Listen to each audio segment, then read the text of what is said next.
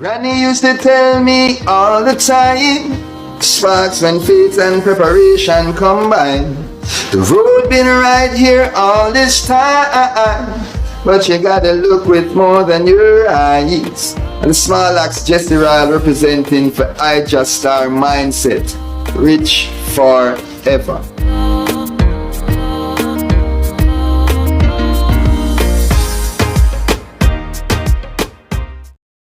Mindset, blessed love, manners, and respect.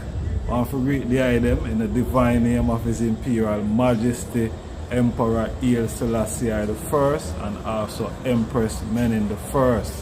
Marcus I, Holy Emmanuel I, King Selassie I, Jah, Rastafari. One more day above ground. As you know, life is our ultimate position. Nothing greater than that, no matter what one. So we're live and direct here in Ghana. We're in the capital, which is Accra, and the capital of Accra, them say, is Osu. A whole capital within the capital of capitals. Zane, but we have a special guest on the program today. Zane, he is the president of the Rastafari Council, Ghana. Virgin and elder go by the name of Daddy Basco. Warm welcome, Honorable Elder.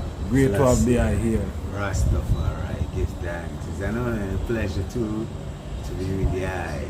Yes, sir. I just mindset. Yes. Yes, Honorable Elder. Great to have the eye on the platform. Good to see the man. Zine, and thanks for taking the invitation at a very short notice, but the eye is very sharp and punctual. Give thanks, my Lord. On the topic of Rastafari here in Ghana, talk to me about yourself. What is it that inspired you, or what take interest in yourself that you became a Rastafari? Give thanks. That's a very interesting question, because I've pondered that question many a time. As a youth man growing up, my dream, I think by the time I was like 10, 11ish, was to be a Roman Catholic priest, because I was what they call an altar boy. See it. A mass server. You know, those boys who help the priest. This is in the Catholic Church. Yeah, man. Right. You know, and thereafter, I cite Rastafari. Now, one of the things from that era that stayed with me was the lyrics of Bob Marley and the Wailers. They had then released the Rastaman Vibration album. Yes. And the song, if you get down and you quarrel every day, the same prayers to the devil I say, make way for a new day, because it's a positive day. You know, them lyrics.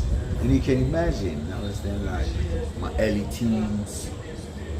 And at the time, the music you'd hear on the radio was usually American rock and roll and R&B and you know, that kind of stuff. Yeah. You'd hear on radio. So reggae was not so prominent. And the reggae you'd hear on the radio was Jimmy Cliff and Johnny Nash. Okay. You know, but in the ghettos of Labadi, you had access to, because people were seamen and you know, all those kind of things, and so yeah, or you had access to music. You know, music was coming in, new music. All the seamen were bringing in the reggae, you know, and all them kind of sounds and things. So you had access to alternative music, let's put it that way. And then there was some races too who had come from the UK. who lived on my way to school. So I'm talking high school days them times. Which year we are talking about? Talking 76, 77 them time. You know, so and sometimes when my children are talking about Rastafari and things, they say it's a calling, you know. If you don't have the calling. So what made you choose Rastafari? What made you convert from stop being a Roman Catholic to now wanting to be something of a way of life, forgetting all about religion? That's what I'm telling you that.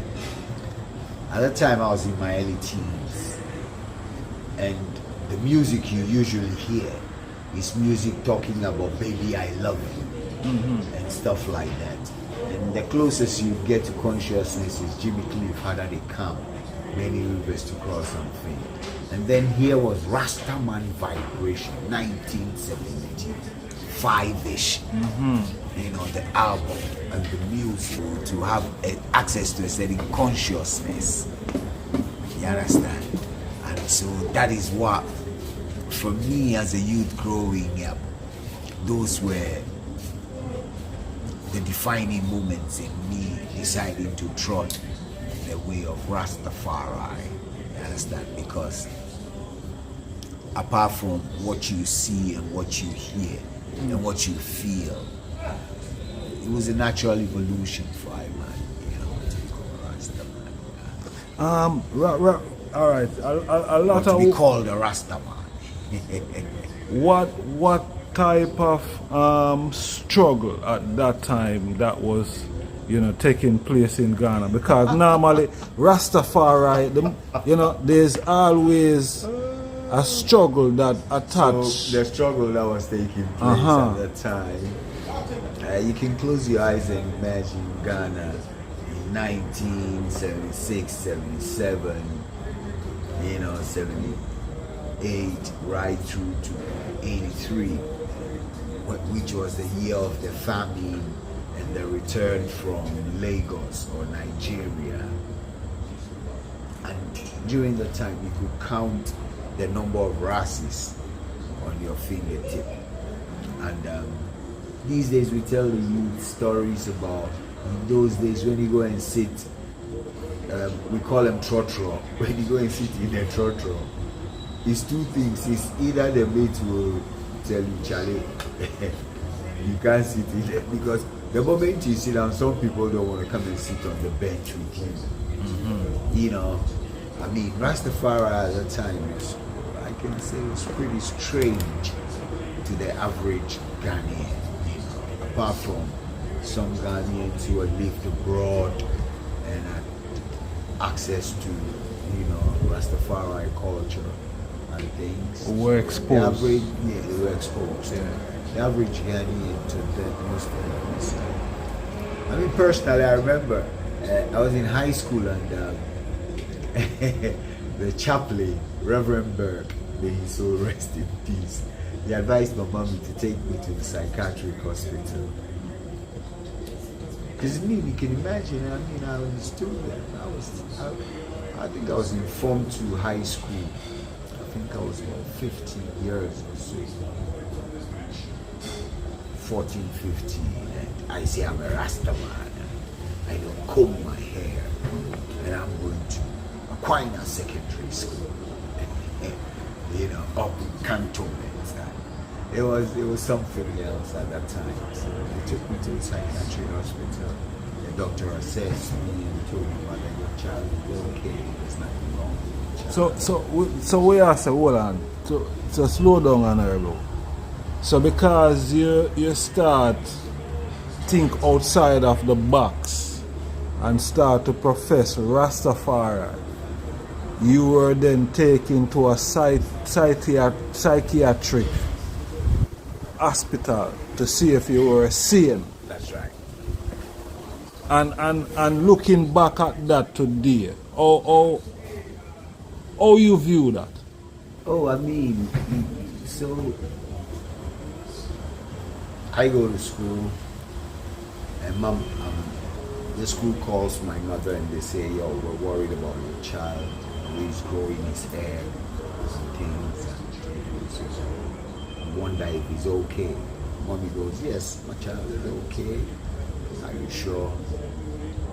You think you should take him to the hospital to check him and find out if he's okay? You know what I mean? And so I'm sure my mom was excited or super relieved when the doctor told her that your son is okay and there's nothing wrong with your son. You know what I mean?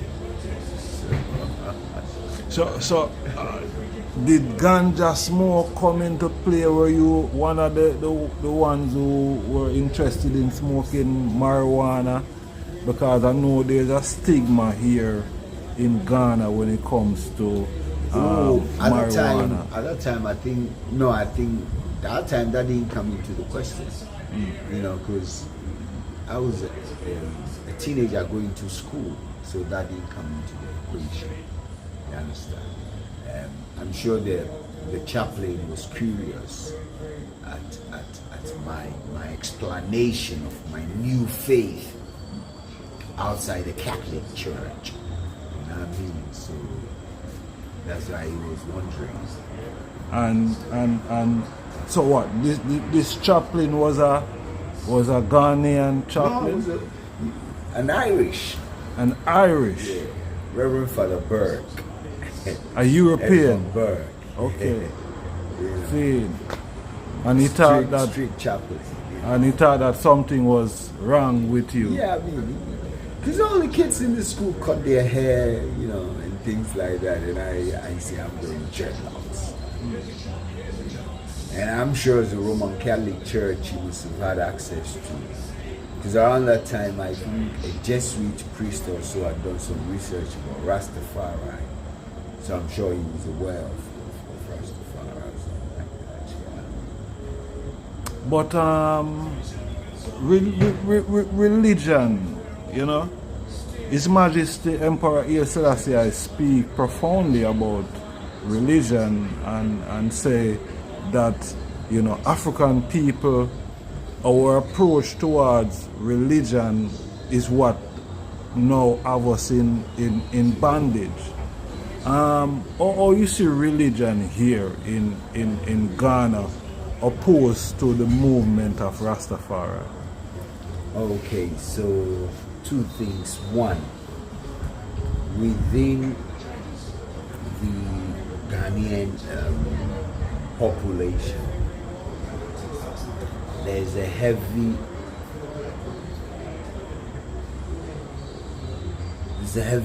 religious thing where people, I believe,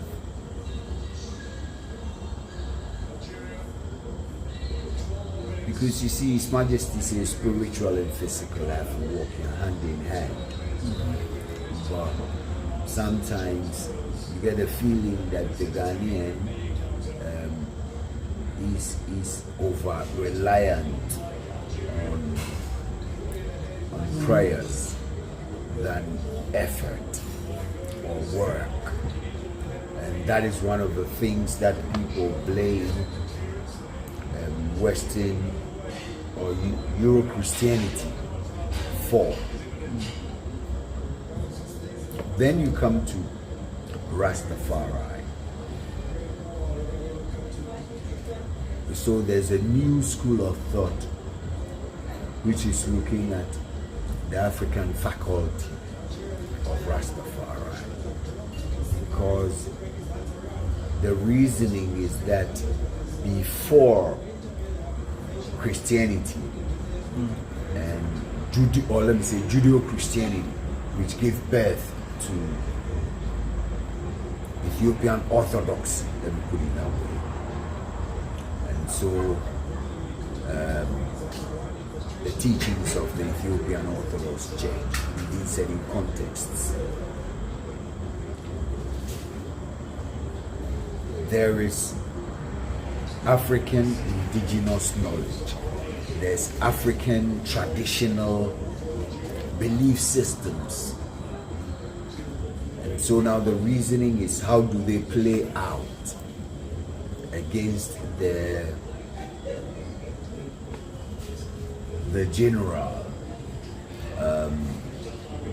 Eurocentric Christian thinking. And that is what a lot of brothers and sisters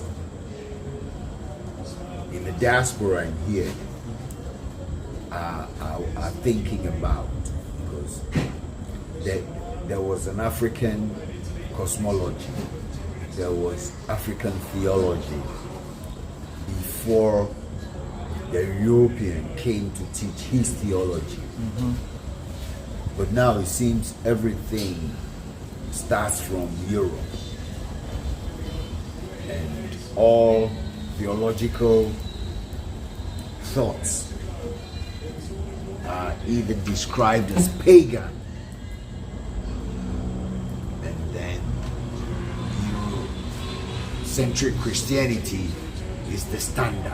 But isn't that ironic though, that pagans are labeling Africans and their cultural practice as paganism? Because Constantine was a pagan who formulated and construct the Roman Catholic Church, see, with paganism. And that is why we have, or they have, certain practices that Africans is not aligned with. See? So it's just weird how pagans would then label African spirituality and African practice as being pagan. You know, the irony, I don't know if you see the irony in what I'm trying to... That's the irony of the situation, because when you enter certain churches, you see statues. People kneel before the statues and pray fervently, you know. And when you go to certain shrines, you see statues, and people pour libation and pray fervently to those statues. But, you know,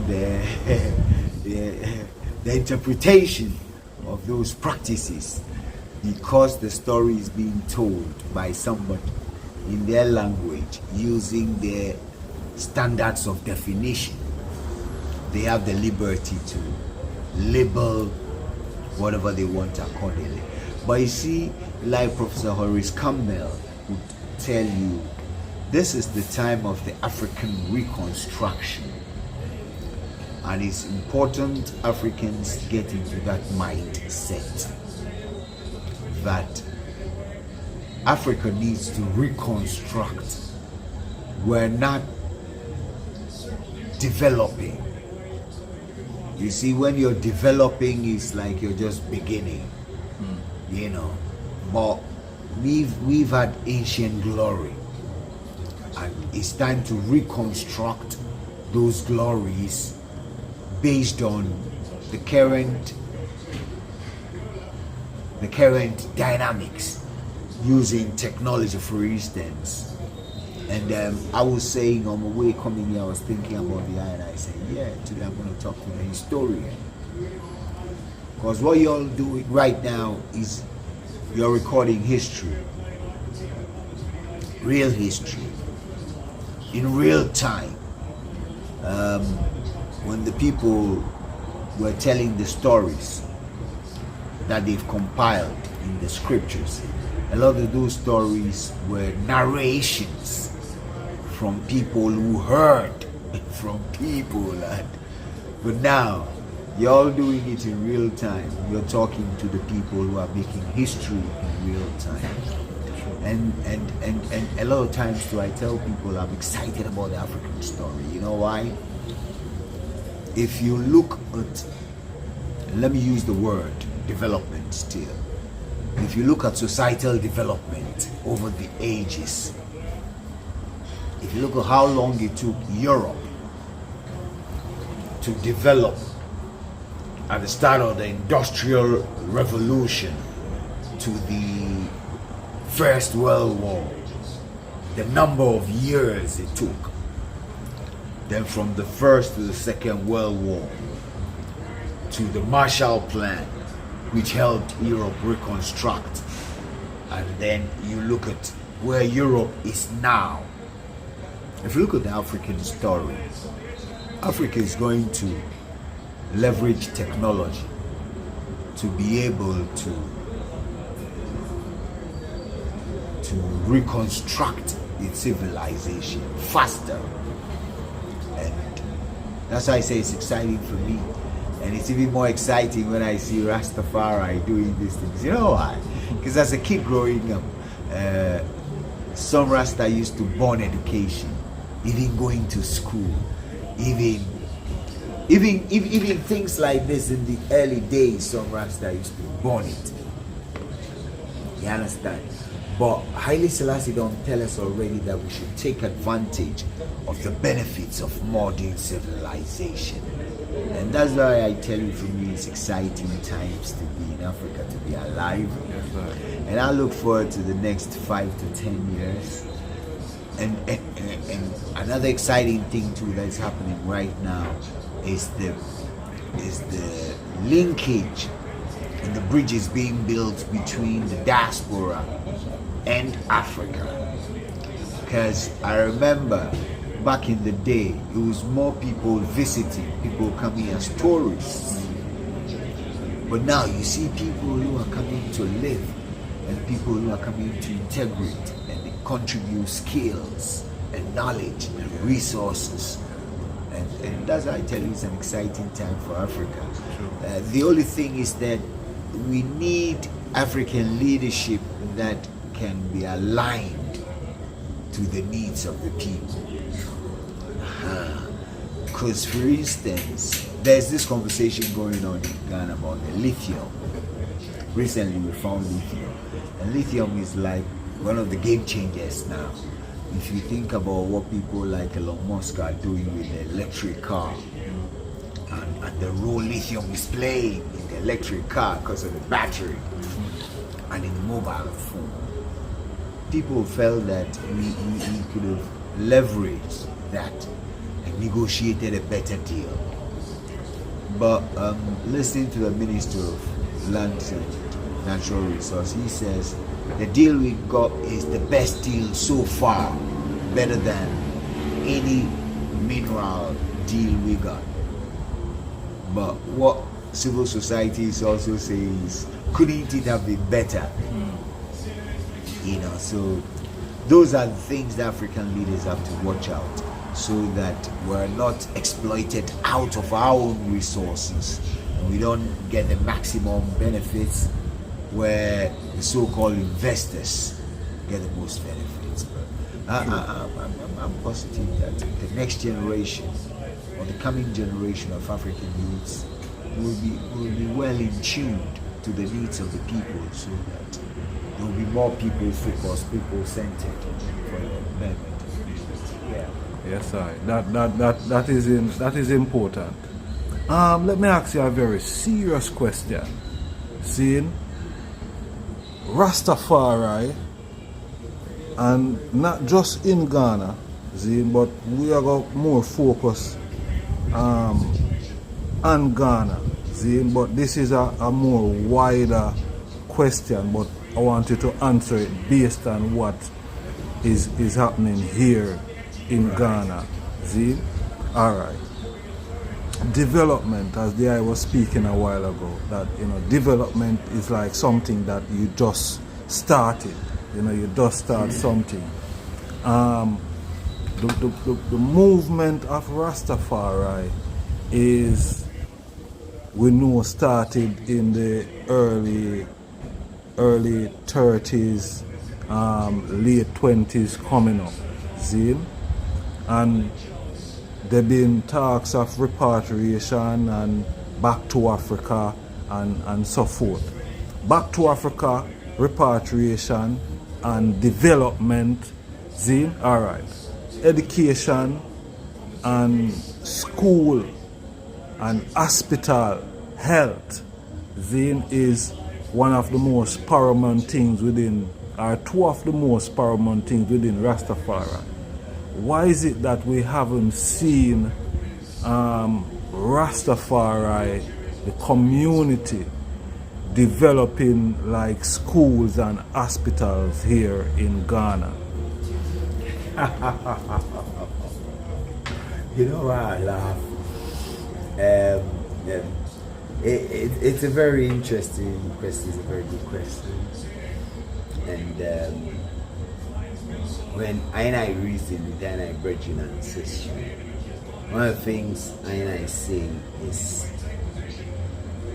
or then I ask, which examples are you measuring this need by? Then they say, oh, the churches. And I say, mention a church. Then they'll either mention the Roman Catholic Church or the Presbyterian Church or the Ahmadiyya Mission or the Muslim something. And I'll say, how long have these traditions been around? Hundreds of years.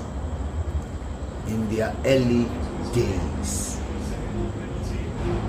they must have been thinking about doctrinal issues, about structural issues, about organizational issues.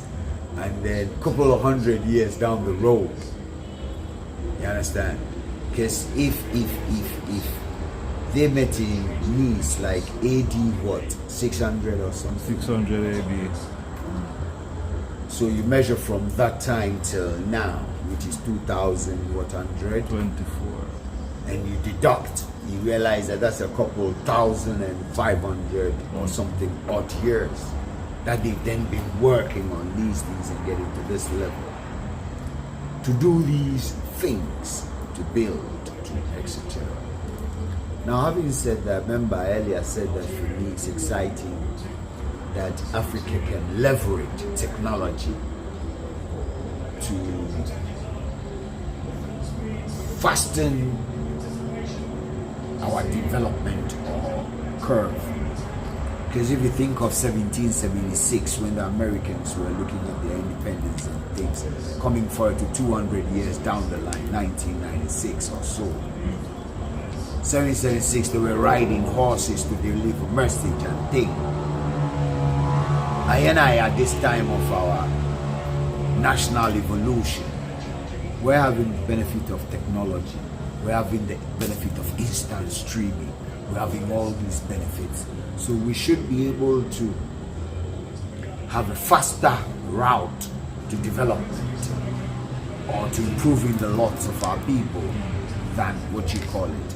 So it's important that Rastafari at this time realize that even if we haven't been able to develop our structures and our systems to be able to coordinate on the level of some of these other organizations, we should be able to start picking the lower hanging fruits. You know, we should be able to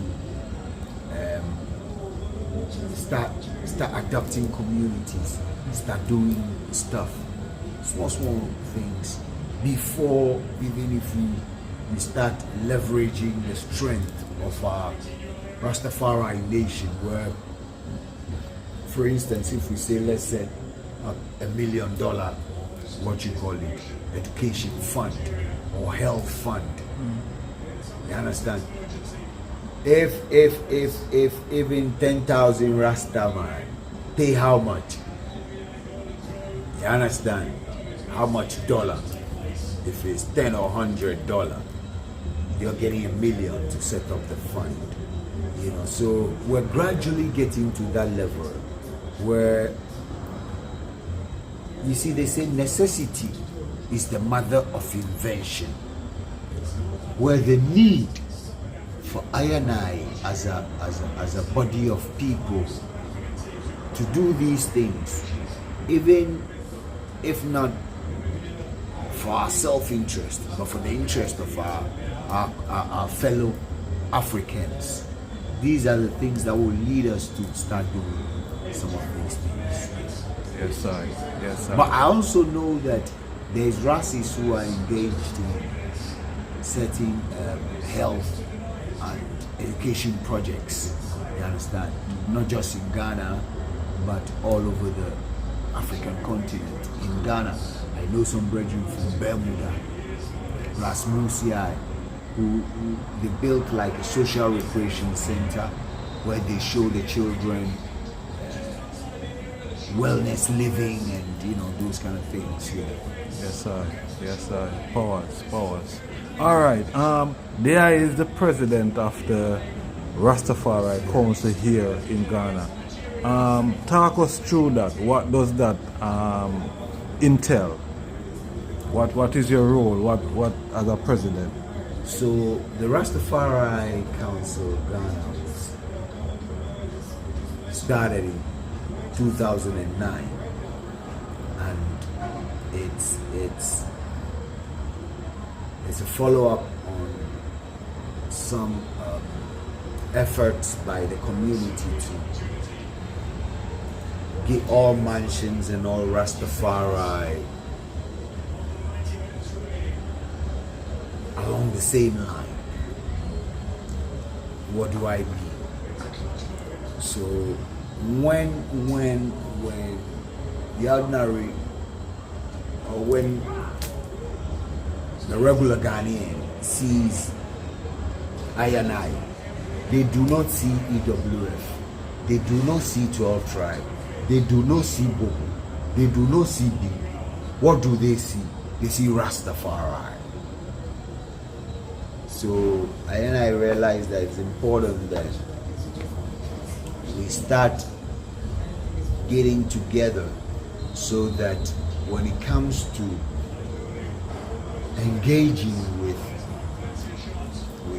certain institutions like the state, like institutions of state, like other bodies and things like that, there would be a platform that would offer that facility. Yes. So we formed the council, and since then we've been engaged in more advocacy and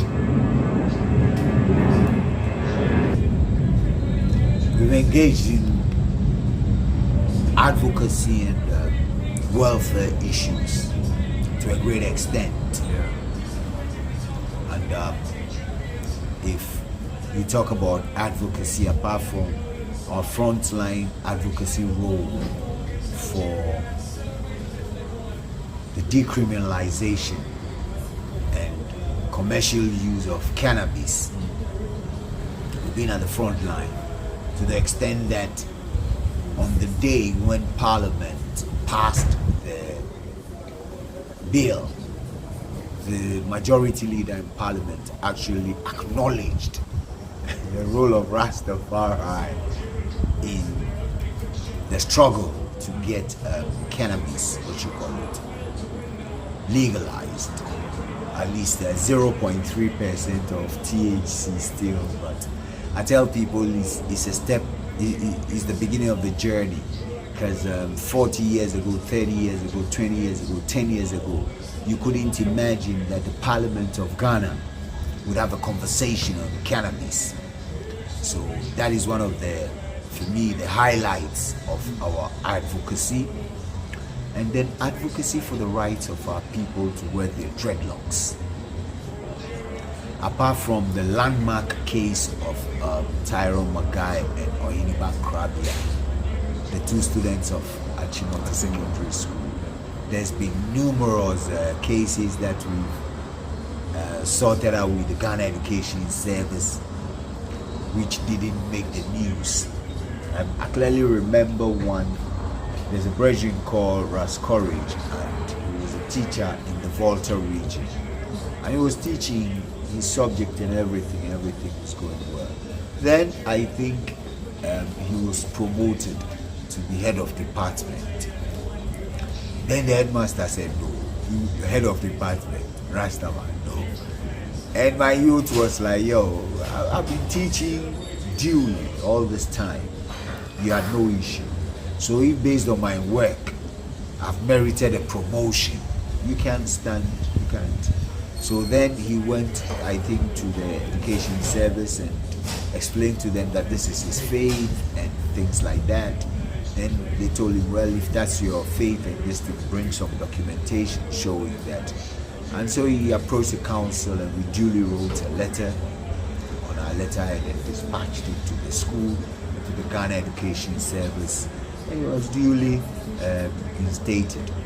There were also cases of teachers in the northern region who, I think there was one case where the youth's salary was being withheld because all of a sudden we had decided to grow dreadlocks, you know, and through the advocacy work and you know, letter writing and engaging with GES and school authorities, we've been able to resolve a lot of those human rights issues.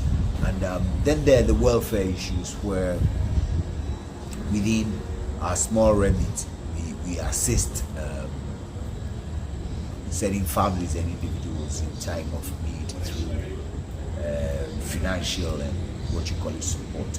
Then I think the last big one I'll say before, because there's a lot of few here and there, but let me say this last big one, what you call it, the Women's Commission of the Council is doing brilliant work. Nearly every second November and 23rd July, they would do an outreach to a community. I think the last thing they did, they registered over 500 women and children onto the NHIS. You understand? And that was awesome. Then they also did, along with the registration, they did health screening for them. And then on other occasions, they've gone to the maternity wards of hospitals and presented items to women on admission. You know, so these are some of the things that the council has been engaged in. Powerful. All right. Just two more questions. Repatriation. Seeing how active is the council and agitating with the government here in Ghana for the return and assisting brothers and sisters in the diaspora? How active are, is the council active and that front agitating for the government, African government, to facilitate and help the brothers and sisters in the diaspora with repatriation, coming back home, knowing the history that some of us was sold into bondage and some of us was taken out illegally. What's your thoughts and what's the council is doing, if the item is doing anything at all? Good. Now, so a lot of times I tell people that it's exciting to realize that Ghana as a nation is waking up to the need to welcome our brothers and sisters from the diaspora. And I remember back in the 90s, early 2000s, when 12 Tribe used to go around Accra every week. And this was one of our key messages, that our brothers and sisters who were taking away against their will want to come back home. So fast forward to how many years later, if now the government is latching onto it. For me, it's exciting and it's long overdue. Ambassador Frankai, may his soul rest in peace, used to say that when Rastafari was advocating natural liberty and ital eating and things, society were mocking. Now that's the fashion. Healthy living, vegetarian eating. Veganism. When we were talking about the herb back in the day, they were laughing us off. Now, nations are building their economies through cannabis. So it's exciting to know that now the government has taken the diaspora seriously, and I believe that over the next 4 years there will be a system where once you're a diaspora and you come through to the airport, you get automatic 2 years. Then after that, within that time, they will then look at your application for stay and all those things. But they will give you a 2-year visa, where that means you can stay for 3 months and go back and come back, and within those 2 years. Do you understand? So those are the things that we're looking forward to, so that granting citizenship to diasporas will be instituted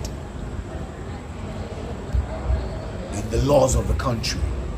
You know, so it's part of what our laws are according to Parliament, that anybody from the diaspora, just like in South Africa, if you're a black American, if you have an American passport, you automatically visit to South Africa.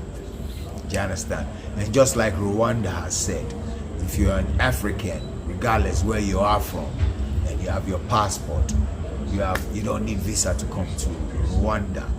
So that's the kind of regime we're looking forward to here, where once you come from the diaspora and you reach here, it's open doors for you. Yeah. Yes, yeah, man. Yeah, well, that is interesting to know. That is the, you know, the way things are being looked at in terms of aiding, you know, ones that are stuck in the West and want to come home. My final question to the eye: how do you see Garveyism here? I know that past President Kwame Nkrumah was a stern Garveyite, that he even put the black star in the flag of the Ghanaian red, gold and green independence 1957. Talk to me about you know, Garveyites here in Ghana. So, according to historians, the Negro speaks. The publications of Marcus Garvey were subscribed to here in Ghana from them time, in real time. So there's been an awareness of Garveyism in Ghana, and as we speak, there are a few, I think I know of a few branches of UNIA. At least when Dr. Julius Garvey was in town, there was some activation in that regard, and there is a number of Garveyite organizations here.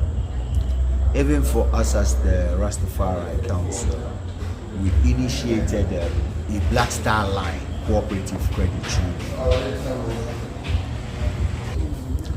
Yeah, we initiated a Black Star Line cooperative credit union about the black empowerment thing. Hit the rocks. We're working on seeing if we can revive it. But like I'm saying, Garveyism and the teachings of Garvey is deeply entrenched in Ghana. Beyond what Nkrumah did. So basically what Nkrumah sought to do was to actualize Garvey's dream. Because Garvey's question was, where are the African big men of affairs? Where's the African country? This. And that's what Nkrumah sought to deliver with Ghana. and by extension the African continent. So it's a dream that is still relevant, that the black man can do his things, the black man can manage his own affairs, the black man has the right to see his maker in his eyes. And I tell people a story that, look, if you're a Christian and you read the Bible and you read Genesis and they say God was sitting in a garden, what is the soil in the garden? In the best garden in the world, what color soil do they use? It's black soil. So if he's gonna make somebody out of the soil, it's only logical that he makes somebody black. Do you understand? So, long story short, Garvey's teachings are real, and it calls for you to do introspection as an African, to see the world through your spectacles, to align with the ancient African where you're coming from, the glorious past into an even more glorious future, you know. And that's what Garvey teaches. Garvey in his day was like, think big, buy ships, do those things. And what I tell my brethren and sisters is, yo, Garvey didn't have a degree, he didn't have a PhD, and look at what he achieved. And look at all of us here walking up and down. We say we got degree, we got diploma, we got PhD, and you know. So we need to look at the example of that brother from St. Anne's Parish and see how we can learn from his lessons on organization, how we can be able to mobilize our people into a global force where we can be able to build corporations. It should be possible for every Rastafari to say, look, our next project is to build a solar power generating facility in Ghana, you know. And if we all take up subscriptions of even $10 a month, within 2 years we see it done. You understand? So for me, those are the things that now those are the conversations now I should have. And that was one of the underlying principles for forming the council, that let's have socio-economic conversations going forward. Conversations on faith, on whether Haile Selassie is God, whether the Bible is this and that. For me, those are personal. When I meet, what I should be doing is answering the questions you asked. Why is it that we don't have our schools built? Why is it we don't have our corporations employed? Why is it that I as Rasta people who are using social media extensively do not have our own social media page? It is a college dropout called Mark Zuckerberg who built Facebook. You know, so for me, those are the conversations I should have. Rastafari, give thanks. My Lord. Mindset. Yeah. Rastafari. Aye, aye.